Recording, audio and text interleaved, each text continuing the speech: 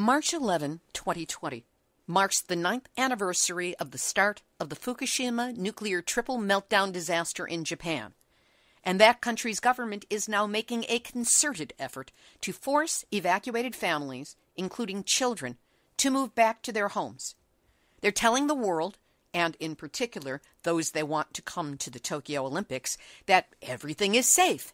But those so-called safe measurements are based on the effects of external radioactivity on a healthy adult male, not on women or children. So when a Japanese reporter who's been covering Fukushima since the earthquake began this nightmare tells you, one of the troublesome things about radiation is that the farther you get away from it, the lower the exposure will be. Babies and children are shorter than adults, so they are living closer to the ground. This means that the effects of radiation on their heads and their internal organs is higher than that of adults. And there is much more to be concerned about. Many ways in which Fukushima continues to endanger life as one of the hottest of the nuclear seats that we all share. Welcome to Nuclear Hotseat, the weekly international news magazine keeping you up to date on all things nuclear from a different perspective. My name is Libby Halevi. I am the producer and host, as well as a survivor of the nuclear accident at 3 Mile Island from just 1 mile away. So I know what can happen when those nuclear so-called experts get it wrong.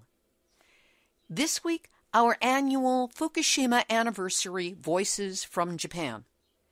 We'll have an exclusive interview with reporter Takeshi Yamakawa, part of Tokyo Shimbun's nuclear power reporting team. Later, we'll gain first-hand impressions of radiation problems in the exclusion zone through a travel diary by Nuclear Hotseat's Voices from Japan investigative reporter Yuji Kaneko. We'll be guided in our understanding throughout by this episode's co-producer, Beverly Finlay Kaneko, who will also fill us in on the latest radiation findings along the still-planned Olympic torch relay through Fukushima Prefecture. Today is Tuesday, March 10, 2020, and here is the Nuclear Hot Seat Voices from Japan Fukushima 9th Anniversary Special. Beverly Finlay Kaneko, thank you for joining us, and please tell us a little bit about Takeshi Yamakawa and the Tokyo Shimbun. Tokyo Shimbun newspaper is a large metropolitan publication in Tokyo. It's also known as the Chunichi Shimbun in Nagoya, which is south of Tokyo.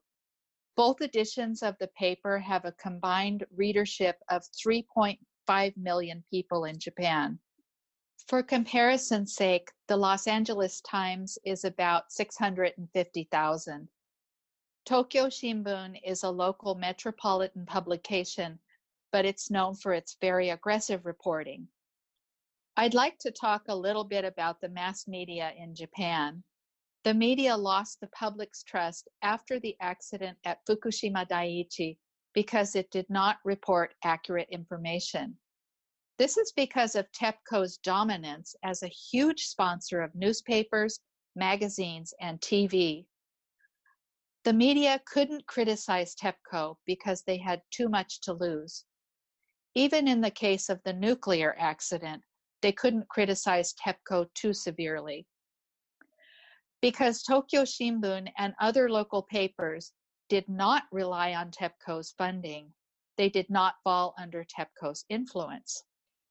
That explains why so often in reporting on Nuclear Hot Seat, I found a very different tone between articles coming from Tokyo Shimbun and so many of the other publications that I was using to source the stories. I think so. Another thing I'd like to point out is that the Abe administration has had a further chilling influence on the media. The state secrets law went into effect in December 2014 to discourage whistleblowers in the areas that were considered sensitive to national security, and the nuclear industry was thought to be one of those areas. The law was expected to cause news outlets to engage in self-censorship. During the Abe years, Japan has dropped from 11 to number 67 on the Reporters Without Borders World Press Freedom Index. Tokyo Shimbun may be smaller than the big national papers, but it has maintained a nimble stance in the face of both political and corporate power. This kind of watchdog journalism is rare in Japan. There is a thing called the Kisha Club or the Press Club system, where reporters are assigned to cover various government offices. Members are allowed to ask questions, and sometimes those questions are reviewed in advance.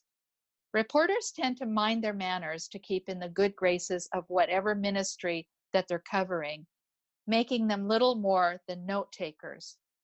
Our guest on Nuclear Hotseat today, Yamakawa-san, is one of 4 members of the Tokyo Shimbun nuclear power reporting team that was formed in the wake of Fukushima. They report on all manner of nuclear issues across Japan. They're a small team at a small paper, but the work they do is incredible. From 2017, the team formed their very own, very detailed website and Twitter account where they actively report on the issues. We will have the links to both the website and the Twitter account up on our website, nuclearhotseat.com, under this episode number 455. For now, we're going to run that interview with Takeshi Yamakawa. 3.11 が起きた頃から原発取材をずっと続けている。 I am Takeshi Yamakawa. I'm an editor with Tokyo Shimbun newspaper. I've been reporting on nuclear issues since the accident on March 11th, 2011. I have a lot of things I'd like to ask you today, but first of all, since you started reporting on nuclear issues, what kinds of things have you specifically focused on? Well, I actually started on the very day of the earthquake. In the beginning, over a 24-hour period, we never knew when TEPCO would be giving updates. So Tokyo Shimbun gathered 34 reporters from their posts all over Japan to cover the accident on a revolving 24-hour schedule. I was kind of the director of that effort. Once the accident site settled down somewhat, I began to focus on the people in Fukushima. More recently, for the past 5 or 6 years, in addition to shedding light on the local area, I've also been measuring radiation and writing analytical articles using the data that I've collected. Those are the main things that I've been working on. While you've been reporting on Fukushima, what has made the biggest impression on you? Well, the most shocking thing would have to be visiting Fukushima Daiichi for the first time. The first time I went was in about February of 2012. It was really cold then.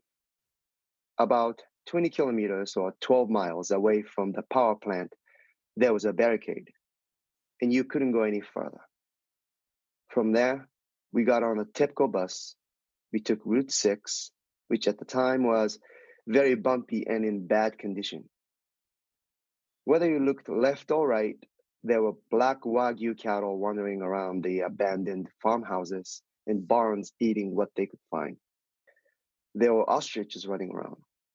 At that time, there was still a lot of radioactive iodine, which decays comparatively quickly in the environment.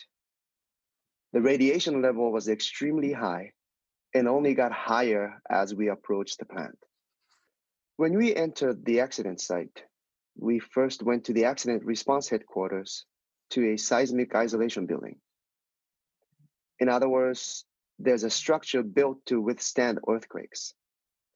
When I got out of the bus, my radiation monitor shot up to 500 microsieverts per hour.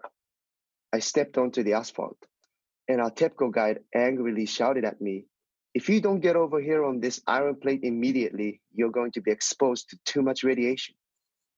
I quickly jumped onto the iron plate, and the reading went down to about half of what it was. I strongly felt what it must be like for the workers to be toiling in such a contaminated place, where asphalt and soil had absorbed such high levels of radiation. Next, we went into the seismic isolation building. Even in that sealed-off structure, The radiation was so high that it made me wonder why it would be so high there. I asked, and was told that even though it was built expressly to be used in case of a nuclear accident, it was very hard to keep all of the radiation out. The filters didn't filter out everything.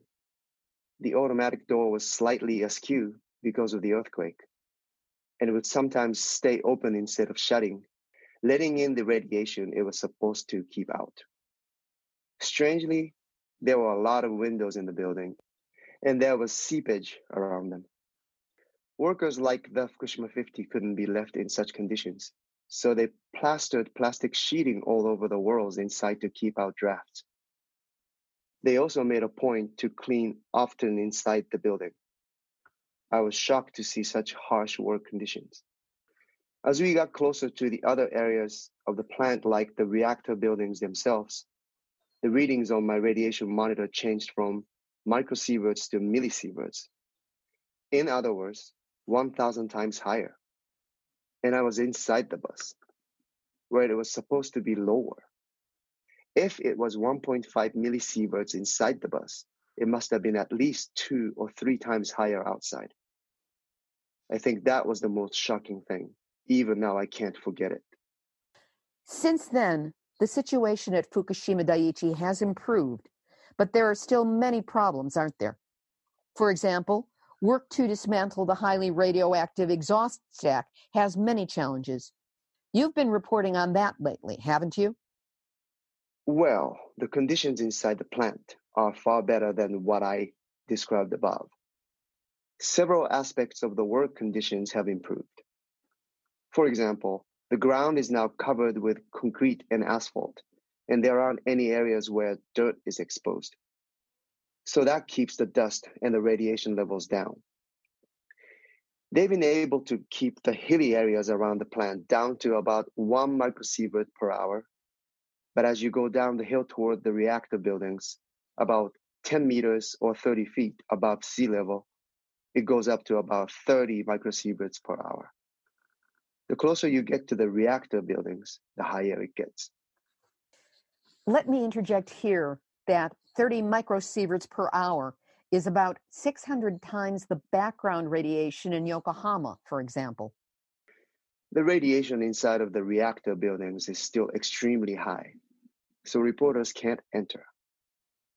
But Japan Nuclear Regulation Authority officers have started to go in the building to conduct surveys. There are many spots where the radiation reaches 50 millisieverts per hour, and there are still many places inside that people cannot get close to that are much higher. Work to dismantle the extremely radioactive exhaust stack that you asked about is around half finished. But in November or December of last year, they hit a really dangerous snag. Humans cannot get close to the exhaust stack because of the radiation is so high. With the radiation rising up out of the exhaust stack, they had to suspend a worker in a gondola over the stack so he could rappel down using a rope and try to dislodge the device with a hand grinder. One small mistake like that could send the whole decommissioning operation into crisis. The work on the stack is about half done, which means it is about half its original height. The shorter it gets, the higher the radiation levels from below become. At 120 meters, it was 80 microsieverts, and at 60 meters, it's about 300 microsieverts, or 0.3 millisieverts. It is getting to the point where you can't suspend anyone over it because they would be too dangerously exposed to the radiation.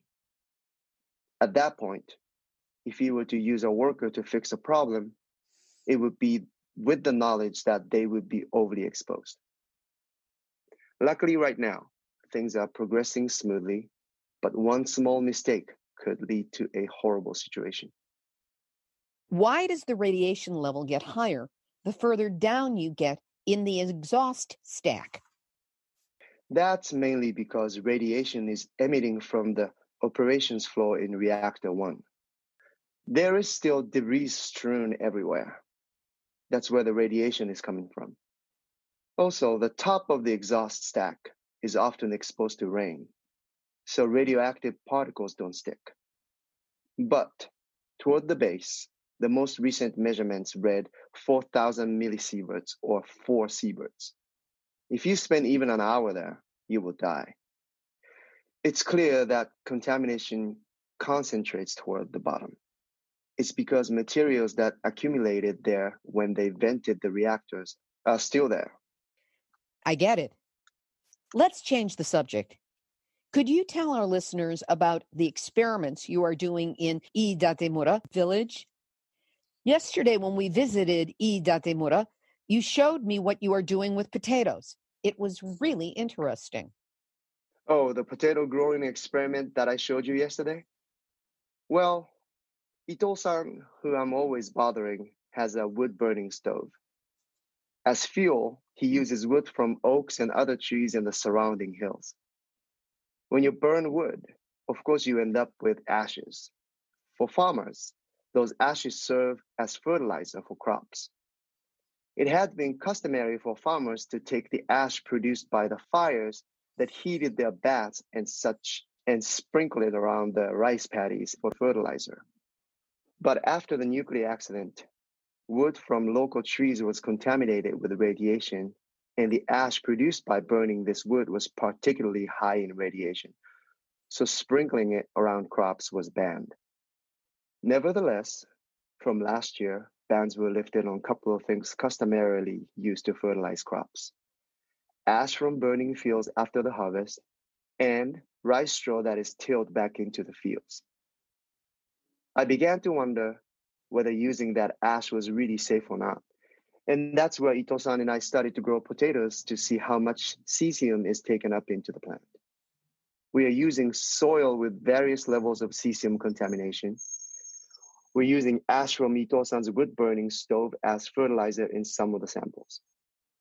In other areas in Fukushima, they have tried removing topsoil and applying potassium in rice farming to try to prevent the uptake of cesium into the plant.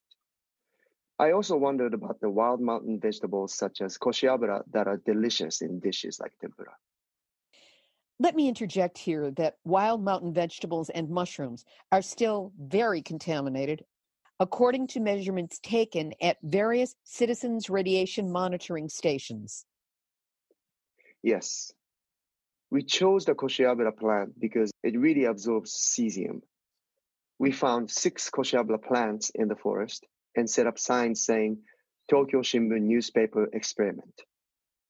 We've applied potassium to some and not the others to see how much it can reduce the uptake of cesium in these plants. That's interesting. How long do you expect to continue this experiment? I'm doing it because 8, 9, and coming up on 10 years after the disaster, even local people's memories are starting to get a little hazy. I guess this can only be expected. Right after the accident, it was common sense that the local trees are contaminated, so we shouldn't burn them. But as memories fade, people began to think, we have all of this good wood and good ash. It should be okay to use them on our farms.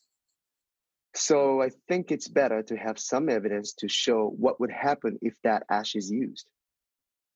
There needs to be a concrete reason to tell people why they shouldn't do something. Lately, there's been a lot of noise that Fukushima has recovered. Yamakawa-san, from what you have witnessed, do you think recovery has really progressed in Fukushima? Do you think that what the government touts as recovery or reconstruction is really heading in the right direction? You're asking what exactly is meant by recovery or reconstruction. Well, a lot of buildings have gone up. Naraha, where J Village is, got a lot of new buildings. Tomioka got a fancy shopping center. Okuma and Futaba, which are right near Fukushima Daiichi, had their train station totally rebuilt, and decontamination is in full swing. If you think recovery or reconstruction means busy construction sites and the sounds of hammers echoing, then maybe it is progressing. But really, the most important thing is whether or not the original residents have returned or not.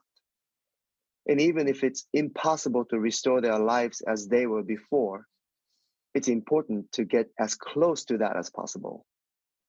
In that case, the answer is a definitive no. If you look at the percentage of people who have returned, in Tomioka and Namie, it's only 10%. And about 9% of those are temporary extended stay residents involved in reconstruction, decontamination, and decommissioning work. These people are living in newly built apartments. It's hard to tell how many actual original residents have returned. Among the coastal Hamadori towns, Naraha and Hirono have come along the furthest as far as restoring life to what it was before. But even in Naraha, only 57% of original residents have returned, according to the most recent figures. What is the biggest reason for original residents not returning? Well, when you ask them, they point to the long time that they have been living in evacuation. Children who were small when the accident happened are already in elementary and junior high school in the places where they took refuge. They've made friends.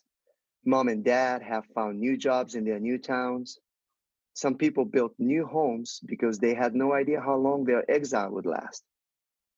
Of course, their hometowns are important, but it's hard to move around all of the time.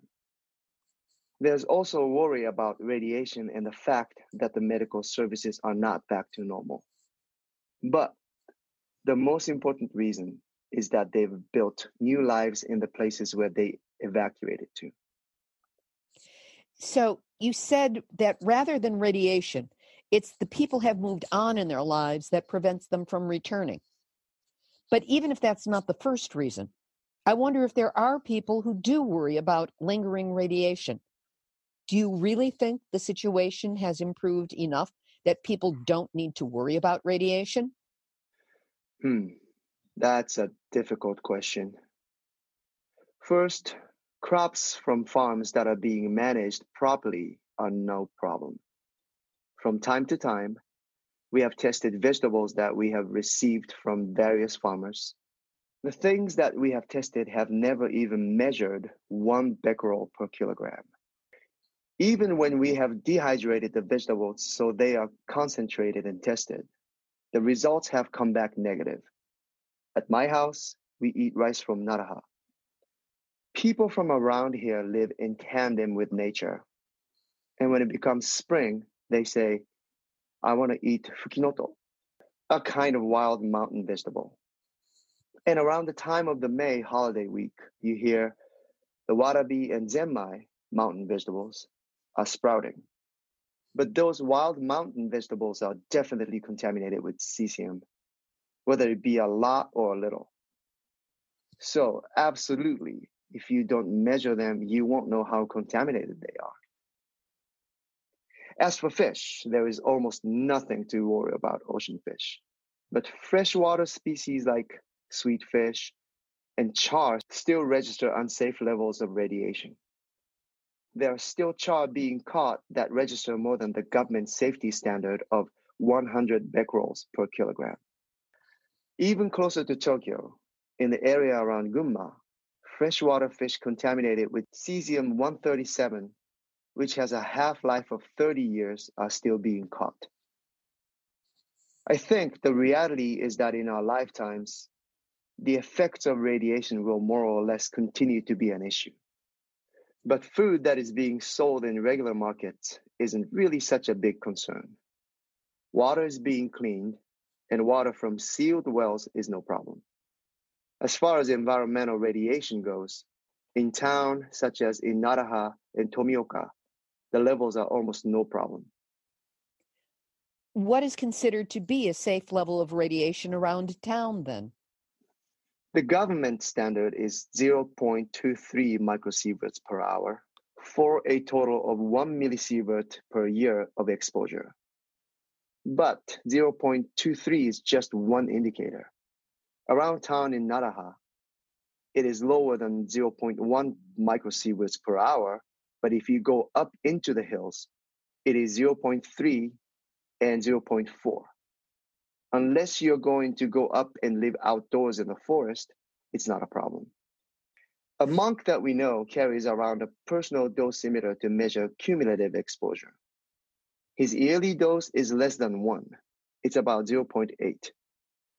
Well, if the radiation level is like it is in Naraha, it's probably okay to live there. If Naraha were my hometown, I would probably return. But the farther north you go, the more the situation changes.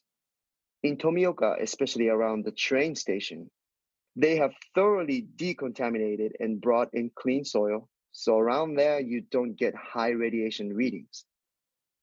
But the Yonomori area is still in the exclusion zone. If you head even farther north, into Okuma and Futaba, the radiation levels are very high, even though there are spots where evacuation orders have been lifted. But even in these now open areas, the lowest readings are 0.3 microsieverts per hour. The exclusion zone is many magnitudes higher, and you can't live there. Heading north again to Namie, on the ocean side of the town, the levels are down, but on the mountainside, the levels go up dramatically. It will be a long time before the mountainside of the town can be reopened. So in Namie, there are areas where it's okay to return, like around the train station. But here and there, radiation levels can suddenly go from a safe 0.2 and spike to 0.4 or 0.6. It makes it difficult to have a community in Namie when residents' connections are broken like this. It's a tough situation when you hold a community event like a festival, and these people can attend, but those people can't because they are still living in evacuation. So even though there are some comparatively safe areas, they are mixed in with others where you have to be careful. Does this mean that if you're not meticulously careful, it's hard to live a normal life? The gist of what I was saying is that in the southern part of Fukushima, there are places where it is already okay to live. But even in those places, for the next 20 or 30 years, you'll have to be very careful about eating anything from the wild. Don't families with babies and small children have to exercise more caution? Well, yes. One of the troublesome things about radiation is that the farther you get away from it, the lower the exposure will be.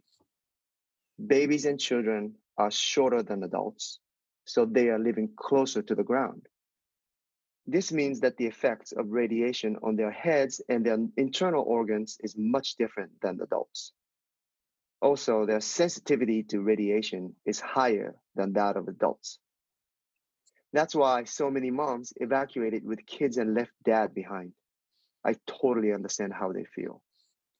Finally, Yamakawa-san, how do you plan to be involved with Fukushima on a personal level from now on? As an individual, I think that my job is to continue to document what is going on in Fukushima for as long as I live. As a reporter, I only have about 10 years left until retirement. I don't really care about advancing in the company. I told Tokyo Shimbun that all I want to report on is Fukushima. And they've given me a long leash to range freely. As long as I write a lot of articles and submit them every week, they let me do what I want. It seems like all we hear from the Japanese media is that Fukushima is no longer a problem. I hope newspapers like Tokyo Shimbun will continue to report accurate and detailed data. Tokyo Shimbun is not a big company, so our roles as reporters aren't so specifically defined as those at the big newspapers. In my case, I go to TEPCO press conferences, I monitor radiation, and I record the voices of Fukushima residents. I'm kind of a jack of all trades. That's one of the good things about working for Tokyo Shimbun. Do you hear anything about the large media companies being pressured by their sponsors and not being able to print certain things? Tokyo Shimbun has never been pressured. We've never had advertising from utility companies, so we've never had a problem with pressure. So is that one of the reasons why you've been able to criticize TEPCO and print accurate articles? Well, I've never thought it was my mission to write bad things about TEPCO. For example, when I've written about the exhaust stack demolition, when things are going well, I've written complimentary articles. And several years ago, at a press conference where TEPCO announced that they were going to give a danger pay allowance to decommissioning workers as part of improving their conditions, I directly praised the president of the company.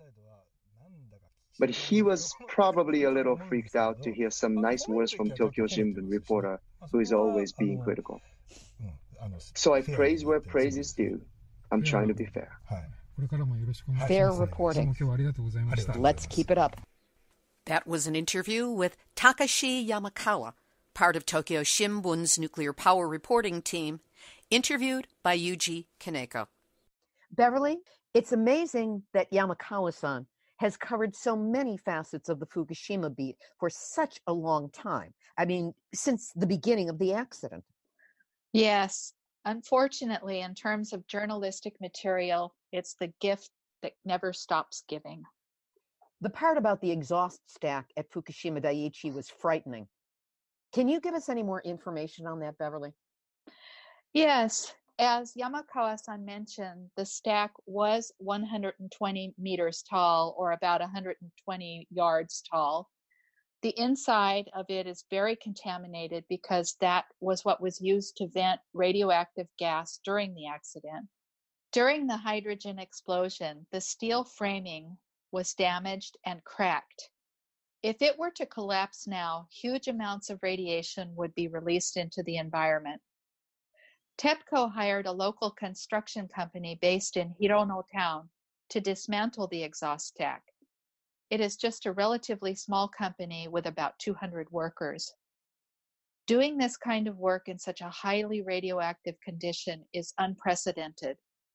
They started last year in August, and one round, paper-thin slice at a time, they have brought the exhaust stack down to 60 meters, or about half the original size. To avoid the high radiation, they've been running the operation by remote control from a bus that's about 200 meters or 220 yards away from the exhaust stack. They've placed 100 cameras to guide the cutting equipment. They need to cut with extreme accuracy down to the millimeter in order not to cause a release of radiation.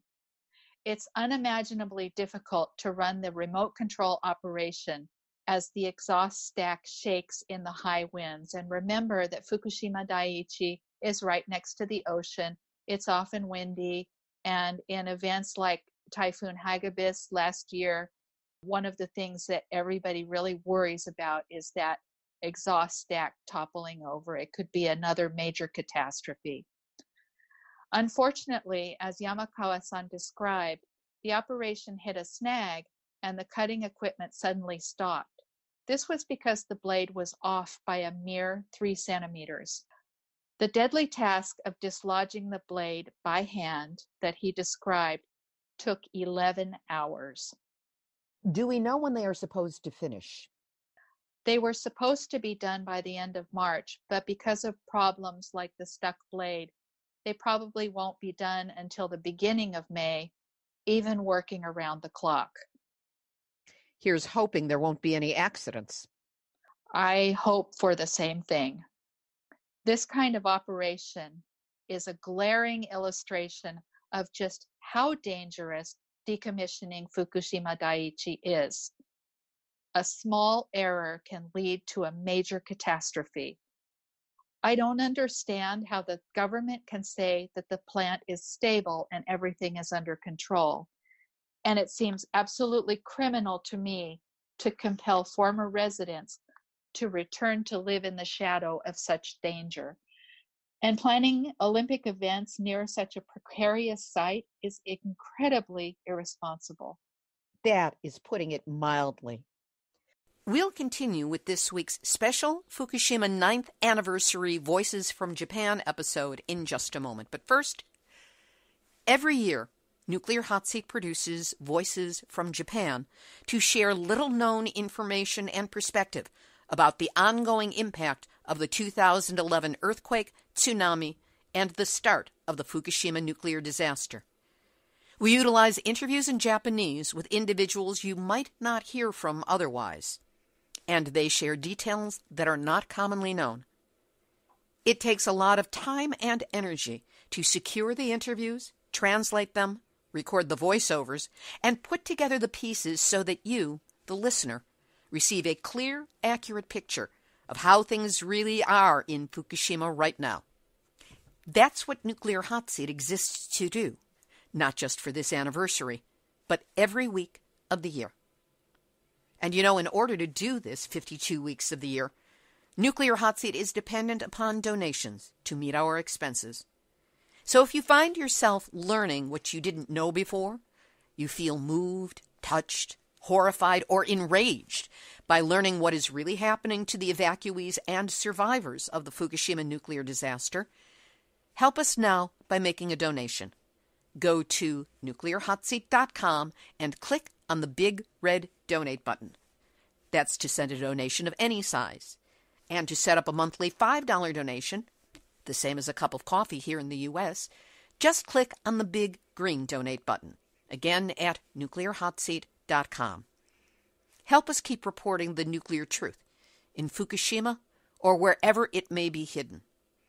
Do what you can now, and know that I'm deeply grateful that you're listening and that you care.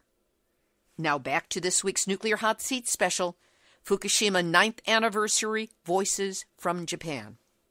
Let's shift our focus. I was a little confused by Yamakawa-san's discussion of food safety in Fukushima. I understand the part about wild mountain vegetables, but what about the things you can buy in the market?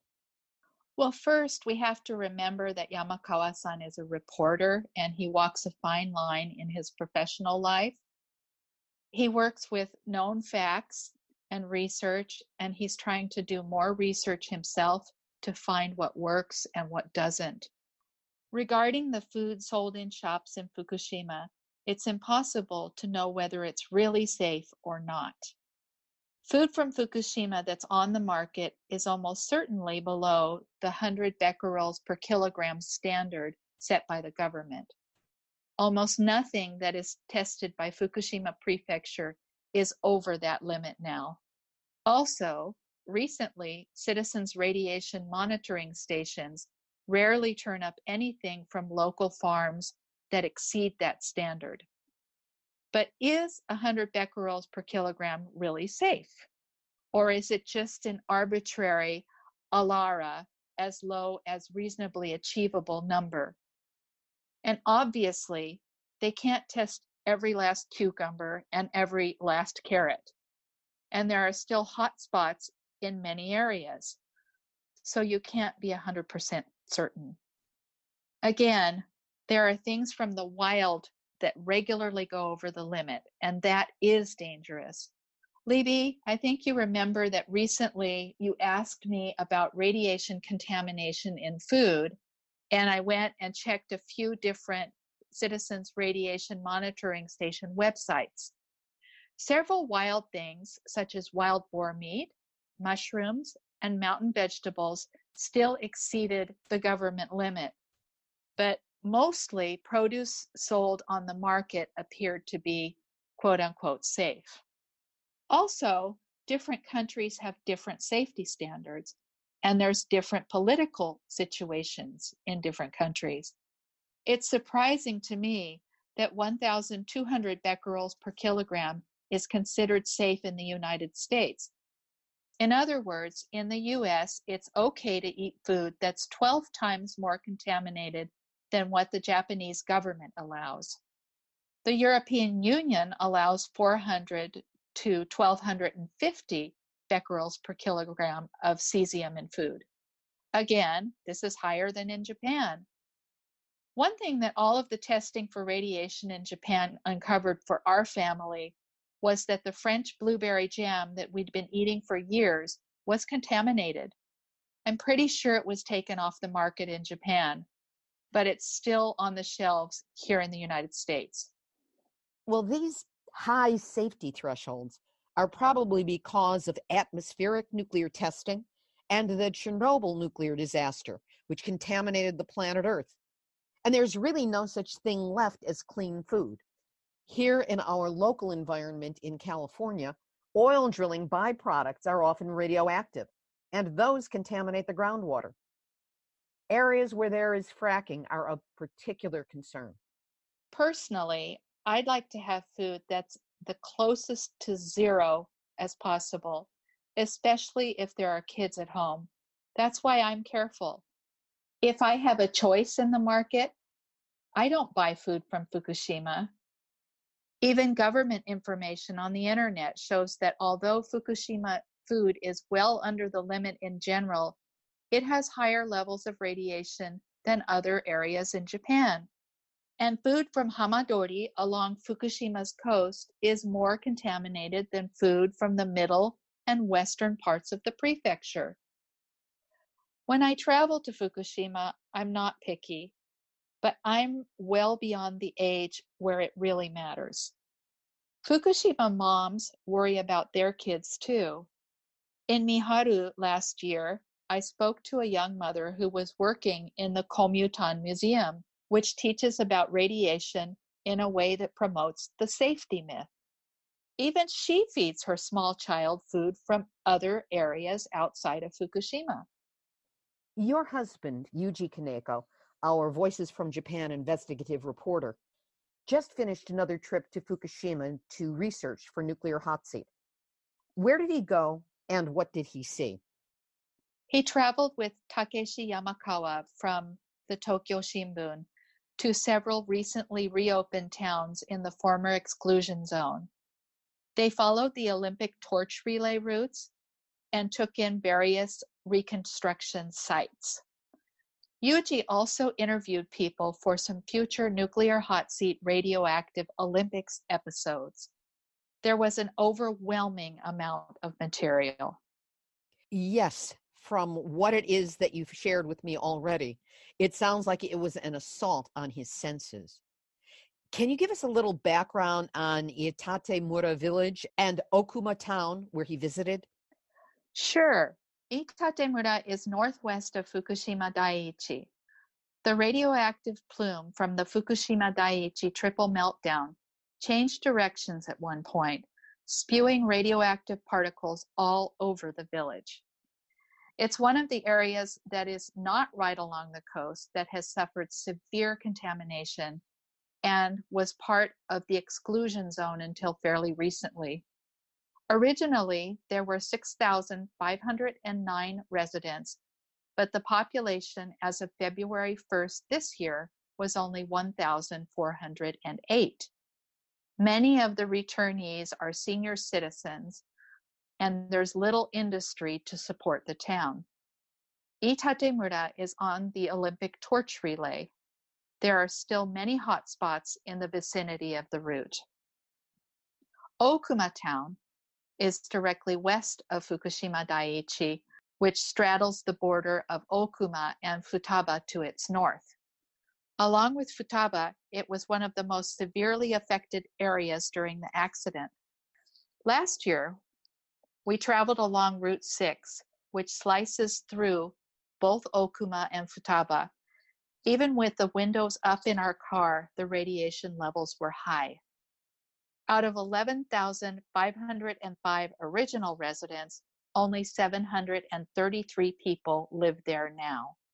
And remember that in all of the former exclusion zone towns and villages, much of the present population is not made up of original residents.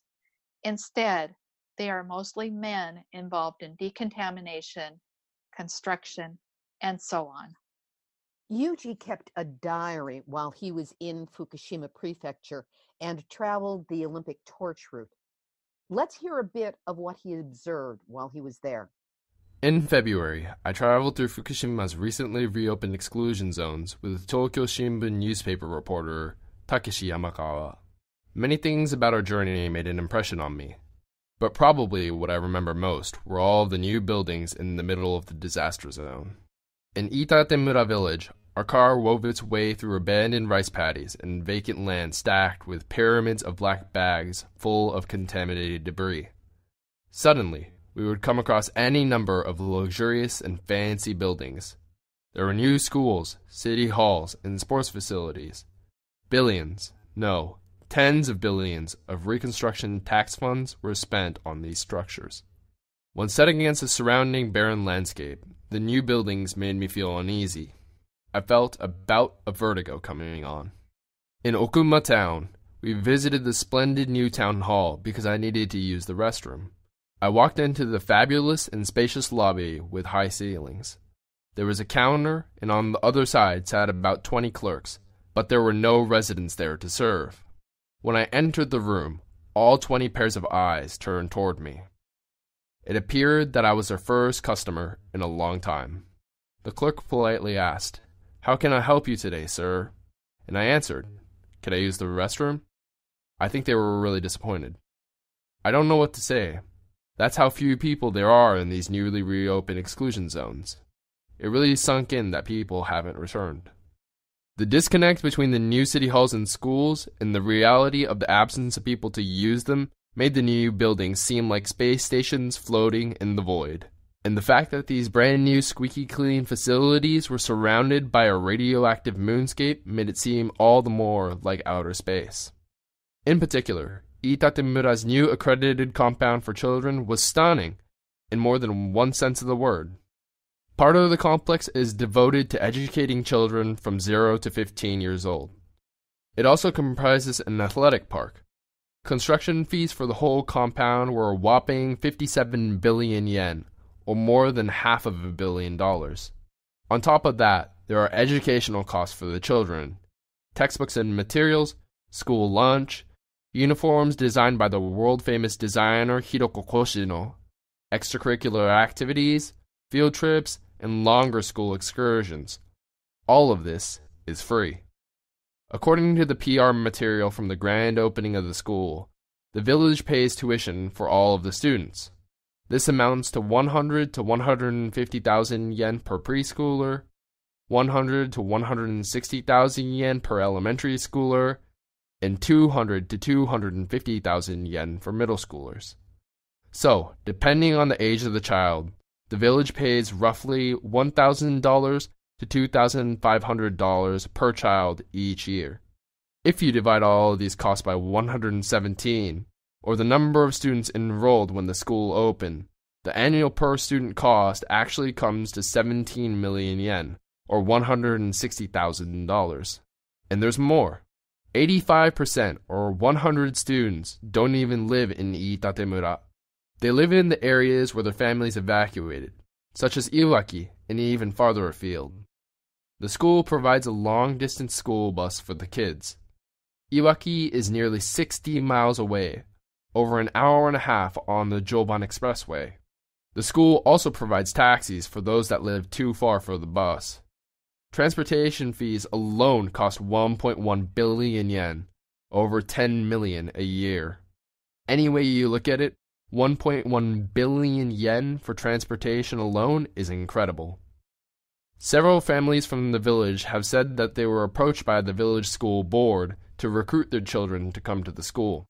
So, to stem the migration of children out of the village, they've used every means possible to attract them back into the local school. Other things recently built in Itatemura include a fancy parking rest area, a community center, and a funeral home. All of these together cost over 100 billion yen, or close to $1 billion. Japan's reconstruction tax monies are paying for all of this, and very little is coming out of the village coffers. And there's still more to come. Another community center is slated for the rest area property, and plans for a golf course park are on the drawing board. Village Mayor Sugano said, "We can only use the reconstruction tax funds easily during the window for our reconstruction, so it's now or never.